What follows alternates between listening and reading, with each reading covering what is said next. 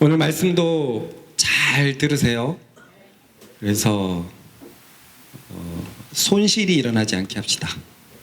다 꽉꽉꽉 잡아서 믿음이 되게 하십시다. 매년 몇 번씩 그런 마음이 있어요. 뭔가 주님의 은혜로 잘 돼가는 것 같으면 어느새 내 힘이 들어가 있고, 그래서 한참 꿈꾸고 있으면 어느새 막 파도에 휩쓸린 모래성처럼 허물어져 갈 때 되게 허망할 때가 있어요. 매년 그렇습니다. 또 내가 내 힘을 가지고 있었네. 왜 주님을 또 의지하면서 그렇지 못했지? 계속 깨어있는다라고 생각했어도 자꾸 놓치게 돼요. 근데 이런 것들을 계속 반복하면서 점점 주님을 바라보는 법을 배우는 것 같습니다. 힘들 때도 어떻게 주님을 바라보는 것인지, 또 좋을 때는 또 어떻게 주님을 바라봐야 되는지 배우는 것 같습니다. 그렇게 계속 성장해가는 우리들 되십시다. 우리의 성장은 우리를 볼 때 나오지 않습니다. 예수 그리스도를 볼 때만 참으로 성장이 있습니다. 요한복음 9장에는 나면서부터 맹인이었던 사람의 이야기가 나오죠. 9장에는요. 문득 질문하고 싶네요. 우리 전전체장님, 요한복음 1장에는 어떤 내용이 나오나요? 맞습니다. 아주 중요한 말씀이 뭐가 있을까요? 빠밤빰빰빰. 맞아요. 그게 있습니다. 우리 신년이 양, 요한복음 2장에는 어떤 말씀이 있을까요? 이 자식이 고민도 안 해보고 진짜. 이승엽, 뭐가 있을까요? 세례요한도 뒤에 있긴 있어요. 근데 가장 주된 거는 가나온인 전치. 가나온 전치가 있어요. 요한복음 3장은요? 니고데모가 있어요. 니고데모. 4장은요? 사마리아와 왕의 신하. 5장에는 숫자가 중요해요. 네, 그렇죠. 38년 된 병자의 숫자. 6장은 먹는 겁니다. 오병이요. 7장은 명절이에요. 초막절이에요. 초막절. 7장, 8장은 초막절의 설계가 있고 중간에 하나의 이야기가 사파가 들어가 있습니다. 가늠하다 잡힌 여인. 9장에도 어떤 연못이 등장하네요. 아니요, 그거는 5장입니다. 실로암이죠. 실로암. 그리고 10장인데요. 10장의 처음 말씀은 무엇이었을까요? 나는 목자다. 나는 선한 목자라. 네, 좋습니다. 9장에는요. 앞에 계속 되풀이하는 게, 여러분, 새로운 말씀이 우리를 살리는 게 아니에요. 들었던 말씀을 순종하는 게 우리를 살리는 거지. 무슨 말인지 알겠습니까? 네. 그 들었던 말씀 속에서 하나님이 두들기는 말씀이 있을 겁니다. 오늘도 그 음성을 잘 들어보십시다. 네. 9장에는 나면서부터 맹인이었던 사람의 이야기가 나오고요. 그 이야기에서 보면 좀 특이한 부분은 종교 지도자들이 도통 믿지 않습니다. 좀 심각할 정도로 믿지 않아요. 그 이유는 그들에게는 예수님이 뭐였죠? 죄인이었어요. 안식일을 범한 죄인이었기 때문에 죄인은 그런 일을 할 수 없다라는 그들의 신념, 그들의 미시나에 의거해서 예수님을 받아들이지 않습니다. 그러나 그들이 받아들이지 않아도 그 일은 이미 벌어져 버렸어요. 나면서부터 맹인이었던 사람이 눈을 뜨게 되었죠. 이처럼 잘못된 지도자들이 이스라엘을 인도하고 있었습니다. 선두에 있던 사람들이 길을 잘못 들어가면 흠이 따라온 사람들은 모두 잘못 들어가거든요. 이 육군에서 행군을 해보면은요, 선두 반보 이런 말이 있습니다. 여자들이 무슨 말일까요? 선두가 반보한다가 뭔 말인데 도대체? 반보, 천천히 가라. 앞에는 자기 페이스대로 갈 수 있는데 뒤에는 이 줄간격을 맞추고 가잖아요. 걷다 보면 벌어져요. 그러면 뒤에서는 쫓아가기가 벅차게 되거든요. 그럴 땐 뒤에서 선두반보 외치면 반보씩 이렇게 건너가면 또 줄이 척척척척 써요. 선두가 인도하는 게 그만큼 중요하거든요. 종교자 지도자들이 완전히 잘못된 길로 이스라엘 백성들을 인도하고 있었습니다. 그들은 강도 같은 목자였다고, 사꾼 같은 목자였다고 예수님의 말씀 속에서 드러나죠. 그러니 이스라엘 백성들은 너무나 고생이 뻔했습니다. 성경에서는 기진맥진, 기진이라는 단어를 거기에 쓰고 있어요. 그래서 예수님은 10장에 참된 목자에 대해서 설명을 하십니다. 참된 목자의 유일한 조건이 무엇일까요, 대준이? 땡! 늦었어요. 해볼래? 예수님을 통과해야 돼요. 네, 맞습니다. 참된 목자의 유일한 조건은 따라해 봅시다. 양의 문인 예수님을 오로지 통과해야 된다. 그렇게 예수님을 통과하려고 다가가는 목자는 누가 알아보죠? 네, 성령 문지기이신 성령님께서 알아보고 양의 문으로 그렇게 인도를 하죠. 내가 참된 목자일까 아닐까는 두 가지의 특징이 있다고 했습니다. 첫 번째 특징이 뭘까요? 네, 양을 위해서 목숨을 거는 것이 참된 목자의 특징 첫 번째였습니다. 두 번째는요, 양을 너무나 잘 안다. 이 두 가지의 특징은 당시의 바리새인들은 어디에도 어울리지 않았어요. 양들에게 목숨을 걸기는커녕 오히려 양들을 희생시켜서 자신의 배를 채우는 사람이었습니다. 최근에 묵상에서 이 얘기가 나와요. 뭘까요? 과부의 두렙돈을 보면 그들의 가산을 오히려 삼켜버리는 자예요. 양들을 위해서 목숨을 버리는 게 아니라 양들을 짜내서 자신을 유지하는 자입니다. 또한 그들은 양에게는 관심이 전혀 없고 자신의 안위에만 관심이 있었습니다. 이것도 최근에 마가복음 묵상에서 나오는 부분이 있어요. 뭘까요? 세례 요한을 가지고 논쟁을 할 때 보면 세례 요한은 하나님으로부터 온 자냐 아니냐라는 예수님의 질문에 이들은 답하지 못했어요. 하나님으로부터 왔다라고 얘기하면 뭐가 문제죠? 그를 배척했잖아요. 왜 그를 배척했느냐? 하나님으로부터 오지 않았다 하면 사람들이 다 세례 요한을 선지자로 생각했으니까 돌 맞을까 봐 그랬어요. 신념이 없어요. 자신의 안위만 생각하니까 이러지도 저러지도 못한 매우 우유부단한 모습을 봅니다. 이 참된 목자의 말씀의 배경이 되는 것은 9장의 맹인을 고쳐준 그 사건인데요. 그 사건은요, 명절 이것과 이것 사이에서 일어났어요. 민경이 뭐죠? 부림절? 부림절. 부림절 아니, 부림절은 니고데모고요. 저기 모르드게고요. 나 부림절 해가지고. 아니, 그거 말고 그거 있잖아. 수전절. 수전절이랑 수막절. 네, 정확히. 답답하대. 초막절과 수전절 사이에 일어났어요. 초막절은 요한복음 7장에 있었고요. 8장까지 설교입니다. 초막절의 계절은요? 가을이에요. 추수. 봄의 계절은요? 봄의 명절은요?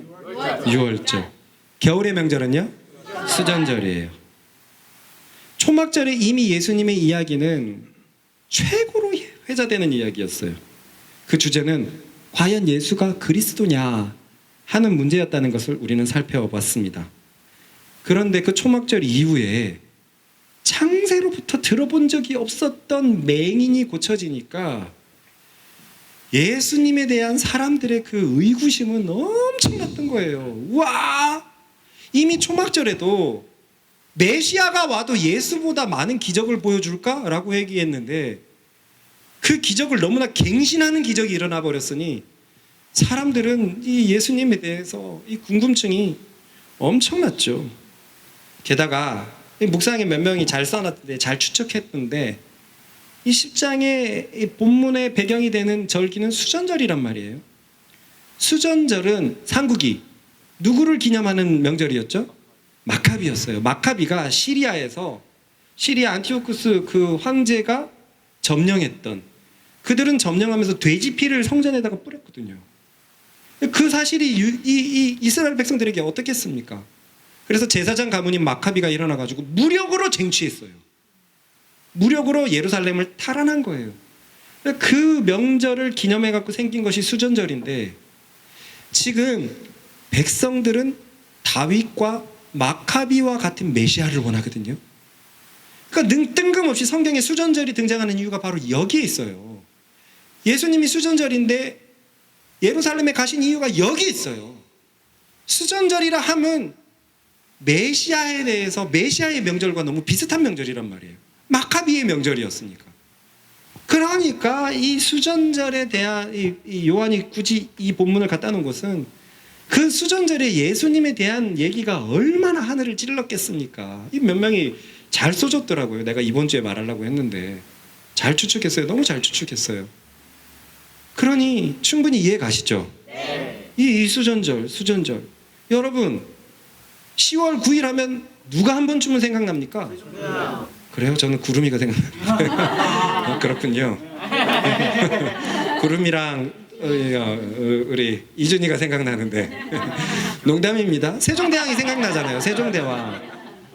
세종대왕이 생각나는 것처럼 수전절하면 마카비가 생각나고 메시아가 생각나는데 지금 메시아라는 예수님 너무 유명하니까 이 수전절은 메시아에 관련 있는 사람들은 다 모였을 거예요. 3대 명절은 특히 모였지만 5대 명절도 꽤나 모였거든요. 그런데 우리는 이 수전절은 겨울의 절기라고 알고 있고 봄의 절기는 뭐라 그랬죠? 6월절이에요. 약 3달 후에는 예수님이 십자가를 지십니다. 그렇다는 말은 예수님의 사역의 막바지에 이르렀어요.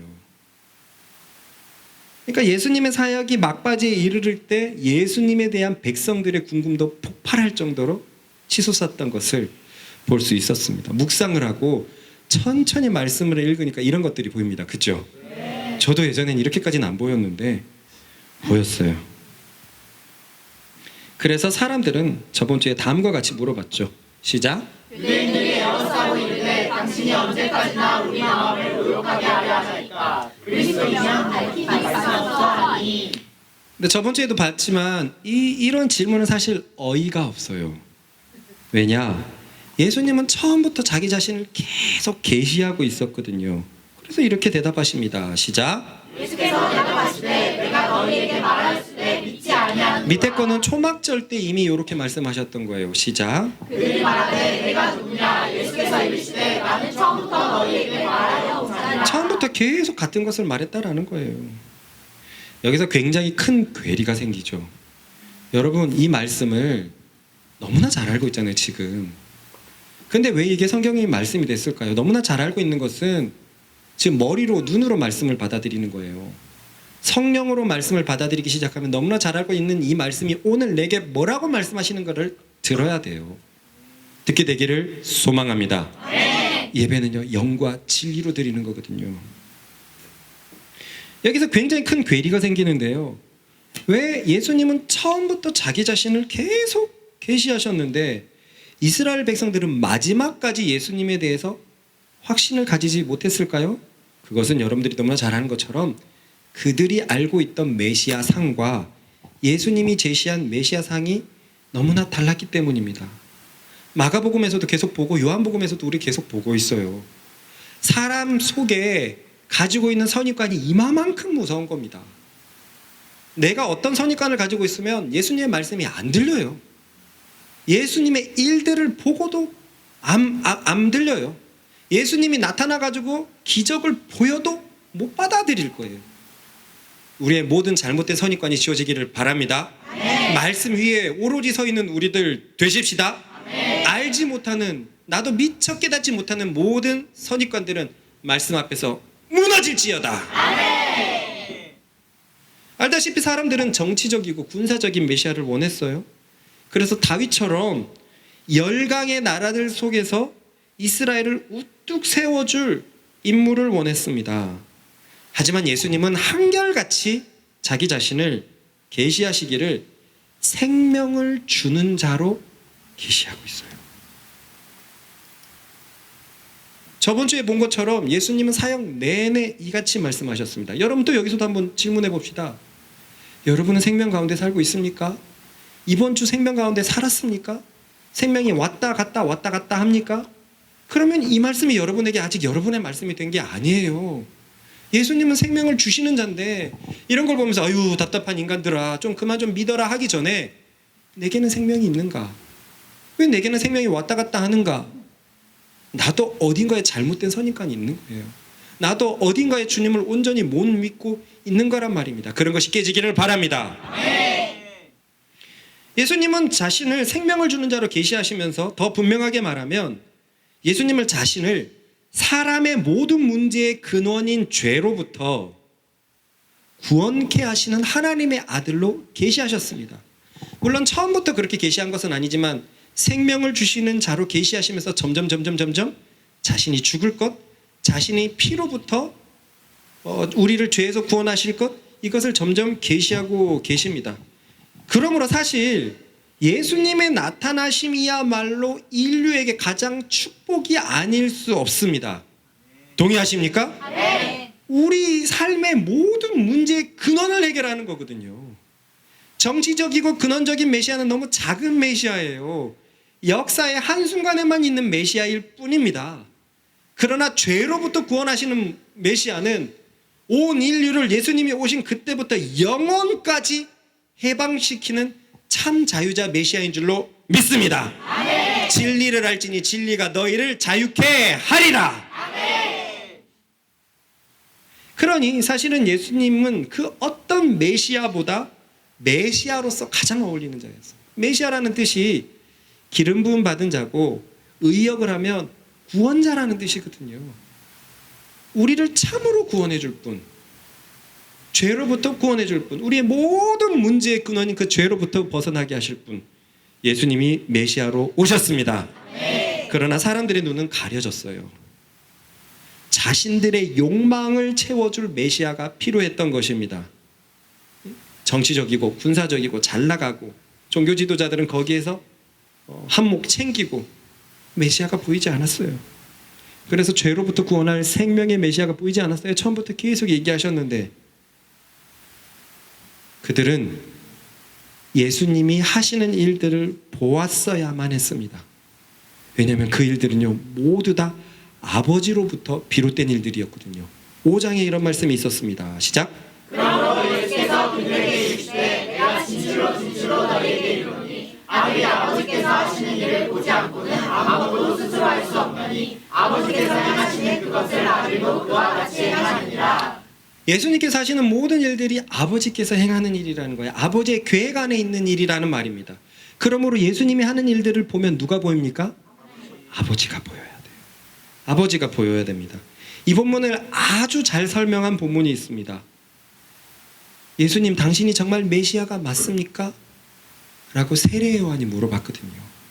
그 본문을 한번 같이 봅시다. 시작. 요한이 그 제자들 둘을 불러 주께 보내어 이르되 오실 그이가 당신이오니까 우리가 다른 일을 기다리오리이까 하네. 그들이 예수께 나아가 이르되 세례 요한이 우리를 보내어 당신께 여쭤보라고 하기를 오실 그이가 당신이오니까 우리가 다른 일을 기다리오리이까 하더라 하니 마침 그때 예수께서 질병과 고통과 및 악귀 들린 자를 많이 고치시며 또 많은 맹인을 보게 하신지라. 예수께서 대답하여 이르시되 너희가 가서 보고 들은 것을 요한에게 이르되 맹인이 보며 못 걷는 사람이 걸으며 나병 환자가 깨끗함을 받으며 귀먹은 사람이 들으며 죽은 자가 살아나며 가난한 자에게 복음이 전파된다 하라. 세례 요한은 예수님을 메시아를 준비하던 자였는데 세례 요한의 입장에서 메시아가 자신이 알던 메시아와 다른 거예요. 그분이 선하신 것은 알겠고 그분이 세상 죄를 지고 가시는 어린 양이라는 것도 알겠는데 그래도 당시의 환경 속에서 기다리는 메시아는 그런 메시아가 아니었으니까 세례 요한도 의심이 살짝 올라온 거예요. 그래서 조심히 물어봤습니다. 여러분 이 본문을 가만히 보면 누가복음 말씀인데요. 20절은 필요 없는 말씀이에요. 넘겨버릴 수도 있는 말이란 말입니다. 그런데 저자의 의도가 보이죠. 똑같이 두 번 물어보고 있어요. 오실 그이가 당신이 오니까 우리가 다른 일을 기다리니까 이건 이 누가가 이걸 적어놓고 있는 거란 말이에요. 메시아 상이 잘못했다 이거죠. 근데 예수님의 대답은 기다 아니다라고 얘기하면 되는데 예수님이 하신 일을 얘기하십니다. 예수님이 이러이러한 일을 하고 나는 이런 일을 하고 있다라고 얘기를 해요. 그리고 그 후에 보면은 세례요한의 의심이나 다른 구절들은 전혀 나오지 않아요. 이것으로 충분히 족하다는 거죠. 세례요한은 이 얘기를 듣고 머리가 넓어졌을 거예요. 계시가 임했을 거예요. 나는 정치적이고 군사적인 메시아를 백성들하고는 달랐겠지만 그런 것들이 있었는데 예수님이 그 말을 했을 때 그 말씀은 이사야 말씀인데 그게 그거구나. 내가 예언하는, 내가 기다리는 메시아, 내가 그의 앞길을 예비하는 메시아가 군사적인 메시아, 정치적인 메시아가 아니라 가난한 자들을 일으키고 복음을 주시고 죄에서 구원하시는 그런 메시아구나. 분명히 그런 마음을 가지고 감옥에서 마지막을 보냈을 것입니다.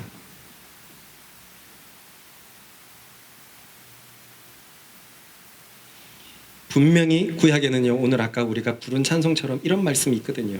시작. 주 여호와의 영이 내게 내리셨으니 이는 여호와께서 내게 기름을 부으사 가난한 자에게 아름다운 소식을 전하게 하려 하심이라. 나를 보내사 마음이 상한 자를 고치며 모르는 자에게 자유를, 갇힌 자에게 노임을 선포하며 여호와의 은혜의 해와 우리 하나님의 복음의 날을 선포하여 모든 슬픈 자를 위로하되 무릇 시온에서 슬퍼하는 자에게 평안을 주어 그 죄를 대신하며 기쁨의 기름으로 그 슬픔을 대신하며 찬송의 옷으로 그 근심을 대신하시고 그들의 위에 나무 곧 여호와께서 심으신 그 영광을 나타낼 자라 일컬음을 받게 하려 하십니다. 할렐루야. 아멘. 세례 요한이 예수님의 말을 듣고 얼마나 감격하고 전율했을까요? 진짜 메시아가 왔구나. 근데 그 메시아는 내가 알던 메시아보다 너무너무 크고 위대한 메시아예요. 단순히 이스라엘 위에 우뚝 서는 메시아인 줄 알았는데 그것이 아니라 가난한 자들에게 복음을 전하고 온 인류 가운데 복음을 전하는 그 메시아. 그렇구나 하면서 마지막을 편하게 보냈을 것입니다. 그렇습니다. 세례 요한도 니고데모도 실로암에 갔던 맹인이었던 자도 모두 예수님을 통해서 일어난 일들을 보고 자신의 메시아상을 갱신했습니다. 이들이 본 메시아상은 자신의 민족이 그토록 바라던 메시아상은 아니었지만 그 메시아야말로 온 인류를 참으로 구원하는 메시아였던 것을 점점 알아갔을 것입니다. 그렇습니다. 예수님은 사람들을 죄로부터 구원하시기 위해서 이 땅에 오신 메시아입니다. 그래서 우리는 예수님을 이렇게 부르죠. 따라해봅시다. 주 예수 그리스도. 주 예수 그리스도. 주라는 말은 왕이라는 말, 주인이란 말이고요.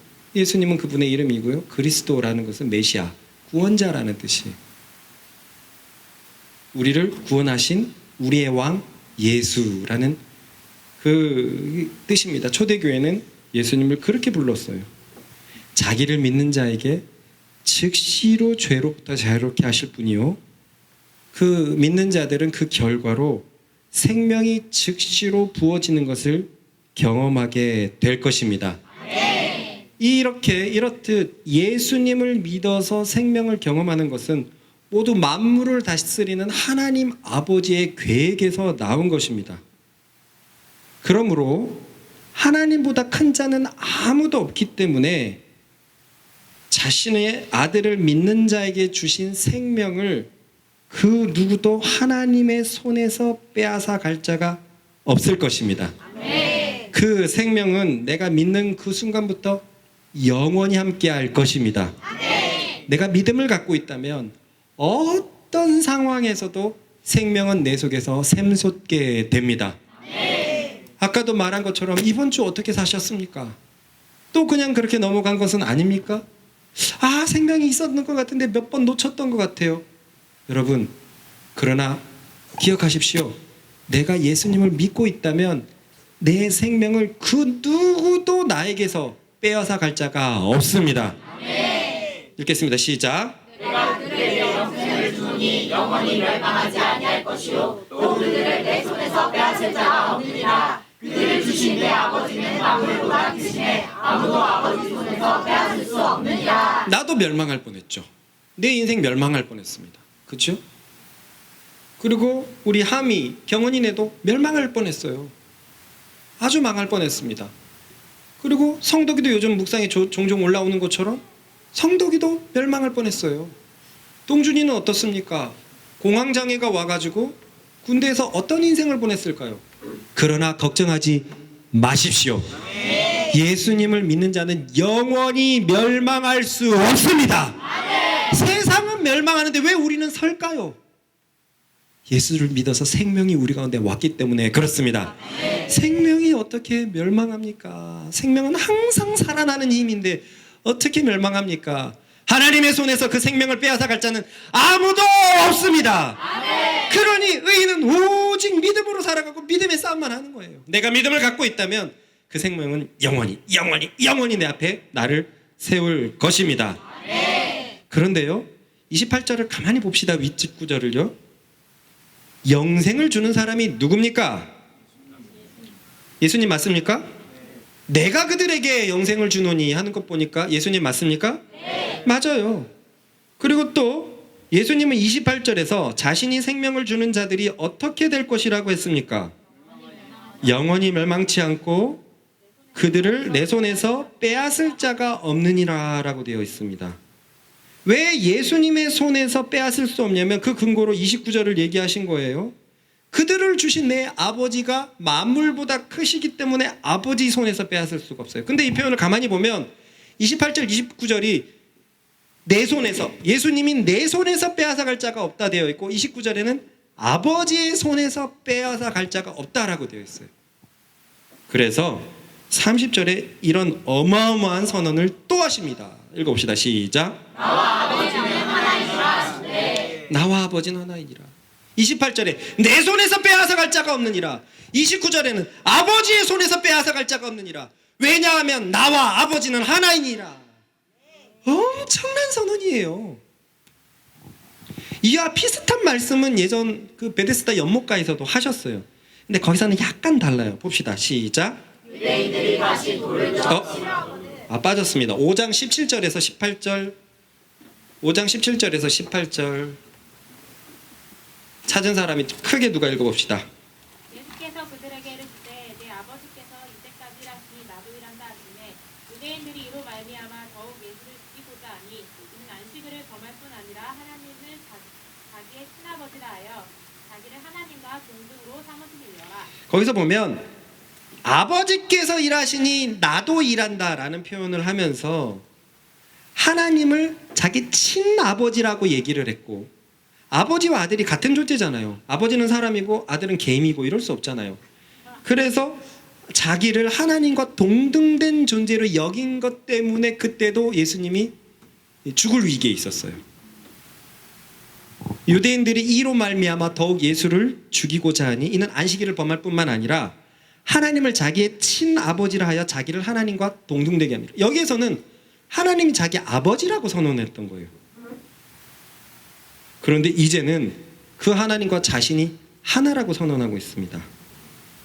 하나님의 아들이라고 선언해도 죽기 딱 좋은 선언인데 이젠 그 구약의 하나님과 자신이 하나라고 선언하고 있어요. 여러분 생각해 봅시다.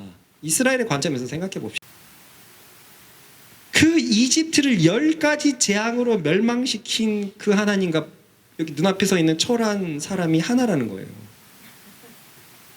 그 여호수아의 가나안 대전쟁 속에서 해를 멈추게 하신 그 하나님과 자기가 하나라는 거예요. 말씀으로 온 천하를 창조하신 그 하나님과 자기를 하나라고 얘기를 하니 우와 참기 힘들죠. 그래서 사람들은 분노하고 바로 예수님을 돌로 쳐 죽이려고 했습니다. 시작. 유대인들이 다시 돌을 들어 치려하거늘. 여러분 이런 게 다 가짜가 아니잖아요. 얼마나 급박한 상황입니까? 그런데 그 급박한 상황에서 예수님이 물어보십니다. 나는 그동안 아버지로 말미암아 선한 일을 계속해 왔다. 그런데 어떤 일로 나를 돌로 쳐 죽이려고 하느냐? 라고 물어보십니다. 읽어봅시다. 시작. 예수께서 대답하시되 내가 아버지로 말미암아 여러 가지 선한 일로 너희에게 보였거늘 그 중에 어떤 일로 나를 돌로 치려 하느냐. 일단 우리는 이 질문 속에서도 사람들에게 자신을 통해서 이루어진 선한 일에 대한 얘기를 하고 있습니다. 맞습니까? 네. 예수님은 그 선한 일이야말로 메시아의 징표요. 하나님께서 보내셨다는 증거로 지금 얘기를 하고 있는 거예요. 선한 일의 열매가 맺힌다는 것은 하나님이 보내신 자에게만 해당되기 때문에 그렇습니다. 그래서 사실 선한 일을 한다고 그 열매가 맺어졌다고 꼭 메시아의 징표는 아닙니다. 왜냐하면 하나님이 보내신 사람 모두가 선한 일을 하기 때문에 그래요. 이게 어렵습니까? 아니요. 자, 저를 잘 따라와 주세요. 그래서 예수님의 이 말씀을 가만히 보면 내가 선한 일을 해왔는데, 하나님을 통해서 하나님의 일을 해왔는데 그 중에서 어떤 일로 나를 돌로 치려느냐라고 물어보고 있어요. 여러분, 이 말은 무슨 말입니까? 내가 했던 일 중에서 단 하나라도 선한 일이 아닌 것이 있었느냐라는 자신감에서 하는 말이에요. 사실 굉장한 말인 겁니다. 도대체 어떤 일 중에서 내가 잘못된 것이 있느냐? 그렇습니다. 예수님은 일부만 선한 것이 아니라 완전히 선한 분이셨습니다. 자신이 했던 모든 일에 대해서 자신이 있으셨어요. 왜? 하나님을 순종해서 하나님으로 비롯해 나온 일이기 때문에 그렇습니다. 그런데요, 사람들은요, 예수님이 하신 일로 트집을 잡지 않아요. 더 정확히 말하면요, 예수님이 하신 일 중에서 트집 잡을 게 없어요. 없습니다. 그래서 그들은 예수님이 말씀하신 말로 꼬투리를 잡습니다. 말로, 일이 아니라. 시작. 유대인들이 대답하되 선한 일로 말미암아 우리가 너를 돌로 치려는 것이 아니라 신성모독으로 인하느니 내가 사람이 되어 자칭 하나님이라 하리로라. 아무리 털어도 안 나오거든요. 그런데 죽이려고 작정했으니까 이제는 말로 그를 이제 꼬투리를 잡습니다. 우리는 이 문장을 그냥 보고 넘어갈 수 있지만 신성모독이라는 것은요, 이스라엘에서 매우 무겁게 다스리는 형벌입니다. 죽일 수 있는 형벌이고 예수께서 신성모독으로 죽었어요. 근데 이게 참 문제죠.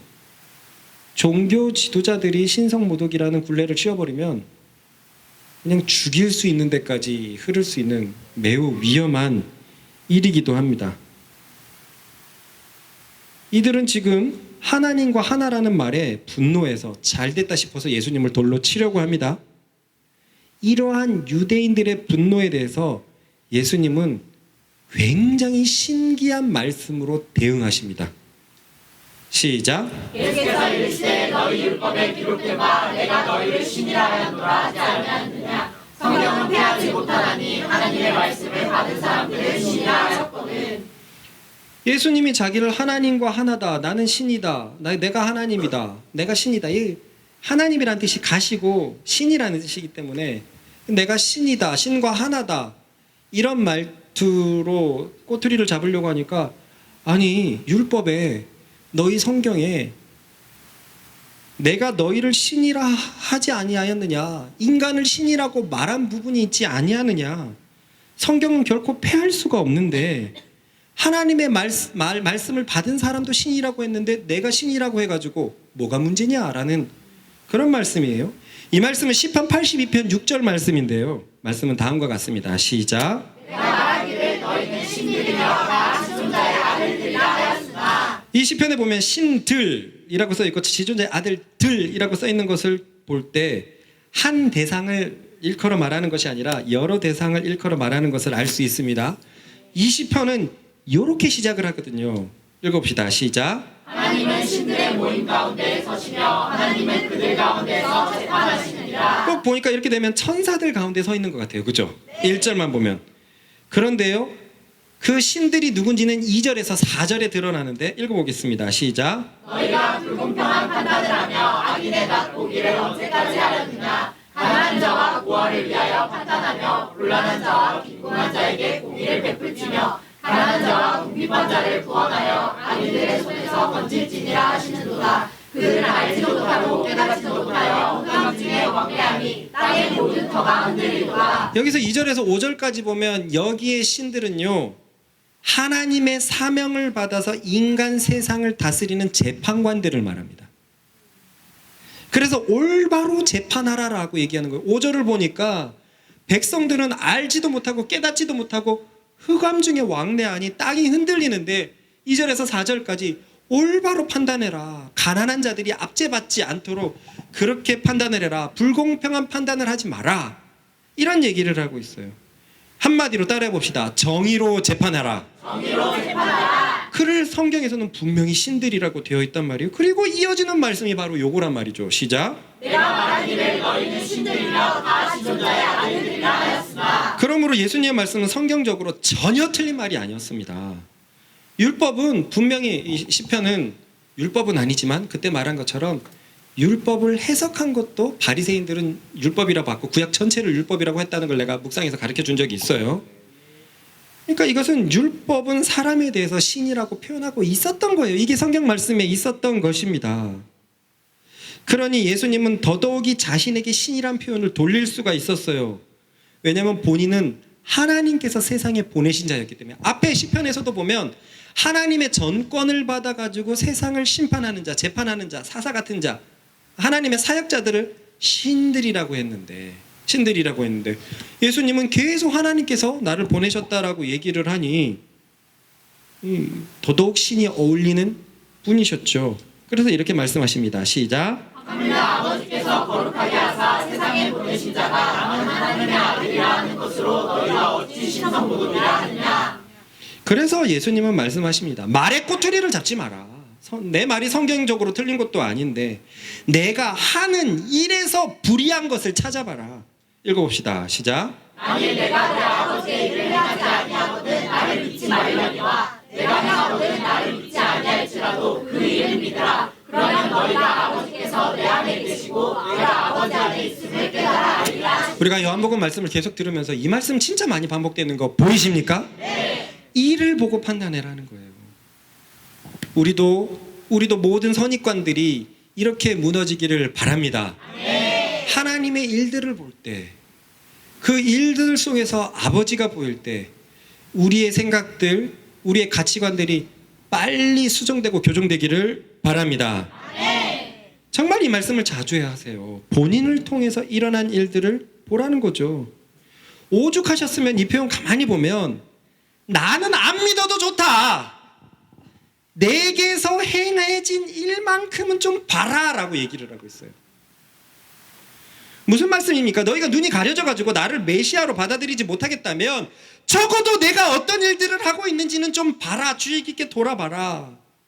왜냐하면 그 일들을 보면 내 일들 속에서 하나님 아버지가 보일 것이기 때문이니 그렇게 말하고 있어요. 다시 한번 읽어봅시다. 시작. 만일 내가 내 아버지의 일을 행하지 아니하거든 나를 믿지 말려니와 내가 행하거든 나를 믿지 아니할지라도 그 일은 믿으라. 그러면 너희가 아버지께서 내 안에 계시고 내가 아버지 안에 있음을 깨달아 알리라. 너희 모두는 하나님을 섬기는 민족 아니냐? 너희 모두는 하나님의 백성들 아니냐? 너희 바리새인들아 매일같이 성경 말씀을 연구하고 있지 않느냐? 나를 못 믿겠다는 내가 하는 일들을 봐라.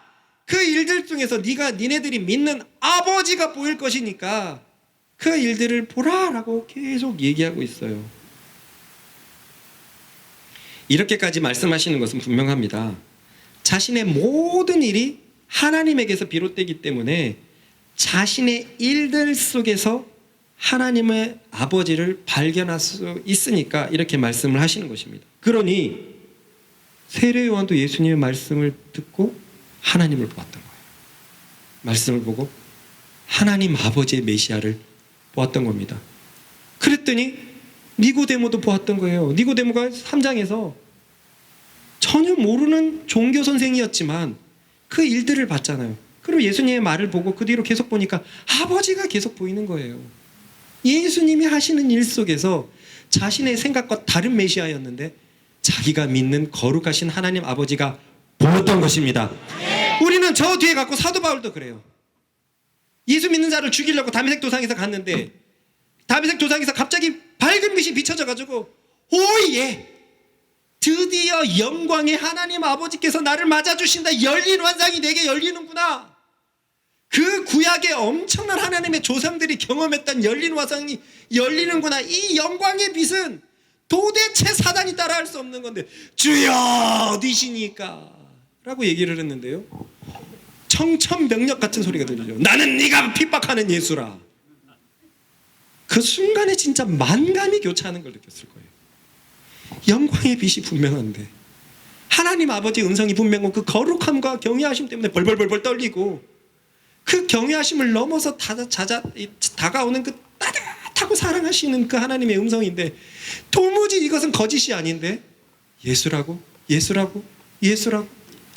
그래서 눈이 먼 채로 돌아갔을 때 그제서야 성경의 비늘이 벗겨지면서 구약을 척척척척척척 보니까 예수님이 하신 일을 보고 그가 하나님의 아들이고 그가 영광의 하나님인 것을 만났던 것입니다. 만났던 것이에요. 모든 사람들이 그렇습니다. 예수님의 일들을 보면 하나님 아버지를 발견할 수가 있습니다. 우리는 이런 말을 하거든요. 예수님의 인격과 사역 속에서 천국을 발견한다고요. 그의 인격은 어땠습니까? 가난한 자들을 절대 내치지 않았고 핍박하시지도 않고 무시하지도 않고 오히려 가까이 하셨어요. 천대받던 어린아이들, 과부들 가까이 하셨어요. 이제 곧 나올 마르다, 마리아, 나사로, 세상에서는 멀리하는 문둥병자의 가족인데 예수님은 그것을 너무나 기뻐하셨어요. 예수님의 인격 속에서 도무지 나쁜 것을 발견할 수 없었어요. 그것은 구약에 기록된 하나님의 성품이기 때문에 그렇습니다. 자기를 존대하는 자들을 끝까지 사랑하시는 그 하나님의 상품을 봤어요. 예수님의 능력은 어떻습니까? 귀신을 쫓아내고 병을 쫓아냅니다. 창세 이래로 사람을 무겁게 만들었던 그 귀신의 역사가 예수님 앞에서 쫓겨나갔습니다. 예수님의 삶 속에서 그의 인격과 사역 속에서 천국이 도래했던 것입니다. 그 인격과 사역 속에서 구약의 하나님이 보여졌던 것입니다. 그러니 세례 요한은 예수님의 일들을 통해서 하나님 아버지를 본 것입니다.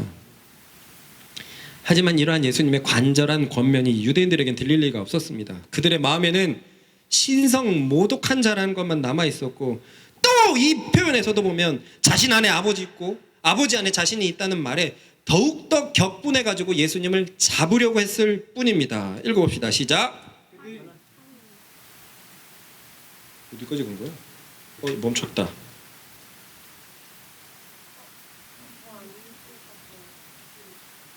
내가 더 안 줬어? 자, 그러면 몇 절 없습니다. 우리 39절 같이 읽어봅시다. 10장 39절 시작. 그들이 다시 예수를 잡고자 하였으나 수도. 그러나 보는 눈이 너무 많으니까 잡을 수 없었어요. 그들은 아까 봤지만 백성들 앞에서 벨도 없거든요. 자신의 안위만 중요하거든요. 그래서 39절 마지막 읽어봅시다. 시작. 그 손에서 벗어나 나가시니라. 예수님은 이 수전절의 일들이 이렇게 마무리됐습니다. 유대인들은 더더욱 분노하고 하나님과 자신을 하나라고 하고 자신 속에 아버지가 있다라고 얘기한 예수님을 도저히 이젠 가만히 둘 수가 없었어요. 그래서 예수님은 그들을 피해서 가십니다. 근데 이 부분도 참 따스한데요. 오늘 말씀을 읽고 저는 굉장히 감동을 받았어요. 우리 40절부터 42절 같이 읽어볼까요? 시작. 다시 요단강 저편 요한이 처음으로 세례 베풀던 곳에 가사 거기 거하시니 많은 사람이 왔다가 말하되 요한은 아무 표적도 행하지 아니하였으나 요한이 이 사람을 가리켜 말한 것은 다 참이라 하더라. 그리하여 거기서 많은 사람의 예수를 믿으니라. 예수님은 불현듯 요한이 세례를 베풀던 곳으로 가셨어요. 갈릴리로 또 가도 되는데 왜 굳이 세례 요한의 세례지로 가셨을까? 지금 세례 요한은 죽어 있는 상태거든요. 근데 이 세례지에 보니까 사람들이 많아요. 그죠? 요한의 제자들은 요한의 유지를 받들어서 계속 세례를 베풀고 있었던 거예요. 그들의 마음이 어땠을까요? 자신의 스승이 죽고. 근데 그 자신의 스승이 그렇게 말하던 예수님이 나타났어요. 그게 얼마나 위로가 됐을까요? 그리고 이 제자들도 마지막에는 아까 우리가 그 말씀을 통해서 어떻게 들었을까요? 그야말로 참 메시아고 정치적이고 군사적인 메시아가 아니라 구약의 메시아다. 세례 요한의 유지를 받들어서 계속 거기에서 사람들에게 세례를 베풀던 그들에게 예수님이 죽기 전에 찾아가셔서 위로를 하신 거죠. 그곳에 요한의 세례를 받던 수많은 사람들, 제자들까지 예수님 앞에 돌아왔던 것을 보고 이 부분이 참 따뜻해요. 저는 아까 세례요한의 말씀을 꺼냈는데 이 뒷구절을 생각 안 하고 꺼냈거든요. 마침 이 말씀이 참 맞아 떨어지는 것이 더욱 주님의 마음을 알 수 있습니다. 말씀을 정리하면서 자, 저를 잘 봅시다. 우리는 두 가지의 말씀을 오늘 기억해야 될 것입니다. 따라해봅시다. 첫째, 하나님의 사명을 맡은 자들은 신이라고 불릴 수 있다. 신이라고 불릴 수 있다. 이 굉장히 거북스러운 말이죠. 하나님을 섬겨야지 목자가 신이야? 네! 예수님이 그러셨는데요. 그러지 마세요. 거북스럽지만 왜 이렇게 표현을 하셨을까요? 거룩한 신의 사명을 받은 자들이기 때문에 그래요. 신하인 사신이 한 나라를 대표하고 12제자가 예수님을 대표하는 것처럼 하나님의 사명을 받은 사람들은 하나님을 대표하는 자예요. 그러니까 성경은 그를 신이라고 얘기를 하고 있어요. 더 정확히 얘기하면 신의 대변자들이죠. 그걸 신이라고 표현하고 있습니다. 그런데요, 그러면 여러분들은 신일까요? 아닐까요? 베드로가 이런 말을 했어요. 너희는 택하신 족속이요 왕같은 제사장들이요. 그래요, 여러분들은 사역자들입니다. 제사장들이래요. 그리고 그의 거룩한 나라요 그의 소유가 된 백성이니 그 다음 뭡니까? 너희를 어두운 데서 불러 그의 기이한 이제 하시니의 아름다운 덕을 선포하게 하려 하심이라. 예수 그리스도의 그 덕을 선포하게 하는 부르심을 갖고 있는 사역자라고 수제자 중에 수제자 베드로가 말했으니 옆 사람을 보면서 이렇게 얘기합시다. 아세요? 당신도 신입니다. 아세요? 당신도 신입니다. 여러분, 신년이만 신상국만 신이준만 신이 아니에요. 우리도 신입니다. 성경 말씀에 의거해서 우리도 신입니다. 그러니 이미 성경을 보면 우리는 화목의 직분을 하나님으로부터 받고 있잖아요. 화목의 말씀을 이미 주셨다고 하였잖아요. 그러니 우리가 하나님의 사명을 맡은 신이요, 더 정확하게는 신의 대변자임을 잊지 마십시다. 그러면 이 신의 대변자들은 무엇을 해야 됩니까? 따라해봅시다. 둘째로 우리는 하나님을 보여주는 얼굴들이다. 예수님이 계속 얘기했어요. 내 일들 속에서 아버지를 발견할 수 있을 것이다. 내 일들 속에서. 그러니 나를 못 믿더라도 내 일들을 봐라. 우리가 신의 대변자이라면, 그리고 아까 우리 그 찬송 중에서 참 얼마나 위로가 됩니까? 얼마나 좀 도전이 됩니까? 내 바스꾼들의 소리로다. 복음을 전하는 자들에 대해서 얼마나 이미 구약에서 칭송을 해놨어요. 이 신의 대변자들, 신들에 대한 신의 역할에 대해서 얼마나 귀하게 얘기를 하고 있습니까? 그런데 그 신 중에 한 명인 예수님께서, 오늘 신이라고 얘기하신 그 예수님께서 내가 하는 일들을 봐라. 아버지가 보일 것이다. 그러므로 우리가 살면서 신의 대행자로 살아갈 때 우리의 삶 속에서 아버지가 보여야 됩니다. 아까 민경이가 머리를 해주면서 저번에 했던 얘기에 이어서 어때? 대표랑 어때? 네, 그 후로 잘 지냈고 제가 생일이라서 뭐 축하한다라고 연락이 왔어요. 두고두고 왜 민경이가 그런 일을 했을까? 그런 짓을 했을까라는 생각이 들더라고요. 그곳에서 계속 있다 보니까 사람들의 시선에 동화돼 버렸어요. 정치적이고 군사적인 메시아의 시선에 동화돼 버려가지고 예수님의 일을 못했어요. 대표에게 못했어요. 그래서 자신의 이권만 주장하는 사람이 돼버렸습니다. 그 까다로운 대표는 약 40~50만 원 정도를 안아주고 있었는데, 아니 이렇게도 안 해줘요? 그럼 안 할게요. 그제서야 정신 차리고 죄송해요 할게요 이렇게 된 건데, 약간 그리스도인으로서 자존심이 상하더라고요. 솔직히 왜 그랬어야 했을까? 민경이가 왜 그 거룩한 민경이가 자신의 일들 속에서 온유함을 보여주지 못했고, 참음을 보여주지 못했고, 넓음을 보여주지 못했고, 사랑을 보여주지 못했을까? 그곳에서 계속 영향을 받았구나. 그들이 민경의 영향을 받는 것도 사실이었지만 민경이 역시 그들의 영향을 받아서 까다로운 대표가 돼 있었던 거예요. 제가 나래에게 그랬잖아요. 새로운 신입이 왔는데 일은 열정적인데 사람들을 좀 귀찮게 하고 좀 까다롭게 하는 사람이란 말이죠. 그래서 점심 식사가 끝나고 다 같이 뭐 커피 마십시다 그런데 아무도 안 일어났다는 거예요. 얼마나 민망하겠습니까? 그 사람을 왜 그렇게 만들고 그 사람 입장에서 나래를 한통속으로 보게끔 하냐 이거예요. 나래가 나라도 할 걸. 여러분, 우리의 삶 속에서 불신자들이 하나님을 봐야 됩니다. 네. 여러분들이 전하는 말이 얼마나 무슨 의미가 있겠습니까? 예수님이 널 위해서 죽었어. 그분이 널 위해서 죽었기 때문에 너가 그분을 믿으면 너도 살 수 있어. 그 말이 얼만큼 능력이 될까요? 그 능력이 되려면 능력이 되는 삶을 이미 살아야 됩니다. 네. 내 속에 생명이 흘러 넘치는 걸 이 생명의 이유를 알려줘야 됩니다. 네. 예수님은 당당하셨잖아요. 내 말 못 믿겠다거든. 야, 예수님이 널 위해서 죽었다라는 내 말을 못 믿겠거든. 내 삶이라도 한번 봐봐. 세상과 다르지 않냐? 내 자식들 보고 내 가정 보고 내 생각들 보고 다르지 않냐? 이게 어디서 왔겠냐고. 여기에서 거룩하신 하나님이 보이지 않냐?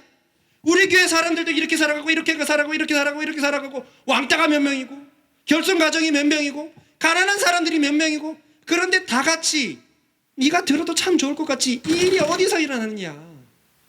여러분, 우리가 전하는 말 속에서 그들이 하나님을 발견하려면 우리의 삶 속에서 하나님을 증거하는 삶을 살아야 됩니다. 네. 그것이 제자의 삶이고 우리에게 맡긴 삶이고 그것이 거룩한 삶이고 하나님이 원하시는 뜻입니다. 네. 예수님처럼 이런 말을 해줄 수 있는 우리가 되어야 합니다. 네. 내 삶을 보고라도 좀 믿어라. 언제까지 그 불안하게 살래? 근데 나는 너무 평온하고 생명하고 미래가 쭉쭉 넘치는데 이것만 해도 너랑 나랑 격차가 얼마나냐? 도대체 너랑 나랑 차이가 뭐냐? 하나다. 예수다. 내 삶을 보고 살아도 믿어라 라고 얘기해 줄 수 있는 복음의 대변자, 신의 대변자가 되십시다. 아멘. 같이 기도하십시다. 여러분, 성경에서 그 구약에서 어떻게 우리를 신이라고 표현할 수 있을까요? 그만큼 우리가 하는 일이 매우 귀한 일이기 때문에 하나님께서 이렇게까지 표현해 주시잖아요. 신의 대행자, 신인 거예요. 우리가 복음을 전하지 않으면 하나님의 그 사랑을 누가 전할 수 있습니까? 하나님의 아들이 이 땅에 와가지고 우리를 위해서 죽었다는 것을 누가 전할 수 있습니까? 그러니 우리가 하는 일에 대해서 하나님께서 너희는 신들이고 지존자의 아들들이라는 표현을 쓰고 있습니다. 여러분, 우리가 그리스도인으로 살아가는 것이 이마만큼 중요합니다. 이렇게 기도하십시다. 신으로 살아가게 하여 주십시오. 지존자의 아들들로 살아가게 하여 주십시오. 신의 사명을 받은 자로, 신의 책임을 가지고 있는 자로, 화목의 직분 받은 자로 살아가게 하여 주십시오. 성경에 있는 이 말씀들을 믿는 믿음 위에서 살아가는 나 되게 하여 주십시오. 내가 과연 내 사회 속에서, 내 일터 속에서 어떻게 화목하게 할까 싶지만 성경이 이미 말씀하셨으니 그것을 믿는 믿음 위에서 신의 일들을 행하는 우리들 되게 하여 주십시오. 주여 외치고 기도합니다. 주여.